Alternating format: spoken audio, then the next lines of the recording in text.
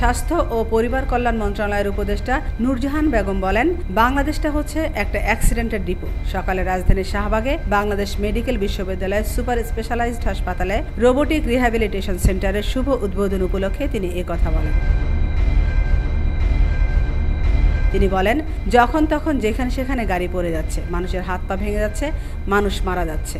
যত সরকারি হাসপাতাল বেশিরভাগই ঢাকায়, বড় বড় শহরে একটা দুইটা হাসপাতাল আছে, সেটাও কতটা ধুকে ধুকে চলছে আপনারা সেটা জানেন।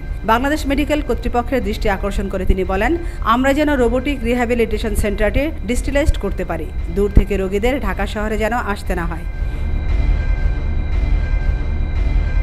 এটা ডিসেন্ট্রালাইজড করার দরকার আছে। উপদেষ্টা বলেন, এই সেন্টার যেন সাস্টেনেবল হয়। সরকারের মুখাপেক্ষী হয়ে থাকলে, সরকারের মর্জির উপর নির্ভর করে থাকলে হবে না। আমাদের সক্ষমতা আমাদেরই অর্জন করতে হবে। এটা যেন ডিসেন্ট্রালাইজড করা হয়, সেই কামনা করি। আমিনা ইসলাম, নিউজ ডেস্ক, আজকের সংবাদ।